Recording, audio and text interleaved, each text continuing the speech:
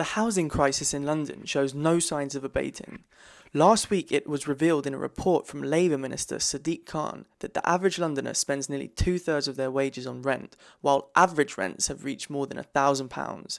New kinds of alternative housing could form a part of the solution, but what exactly is it and how effective could it be? Dr. Melissa Fernandez of the London School of Economics has been researching this emerging field. She gives her definition. Alternative housing is the more technological and perhaps kind of material alternatives that are out there.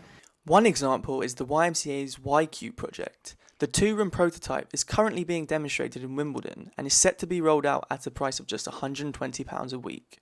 The whole thing, including the kitchens, the bathrooms, is complete in the factory. Traditional forms of construction, too expensive, too slow, huge amounts of waste. So it's a very quick, efficient process, and it means that we get a very high-performing product, but at a much lower cost to traditional forms of construction. It can work in every borough, it can work in most local authorities in the country.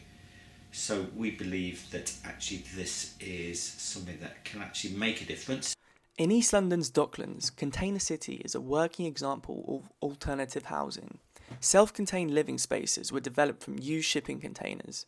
The site offers cheap accommodation close to central London. However, the concept of alternative housing is not without its drawbacks in London. It's such a niche thing still that it would have to become much more mainstream. It would have to be scaled up significantly in order for it to become a truly affordable option. So the issue in London is the issue of land. And land is incredibly expensive.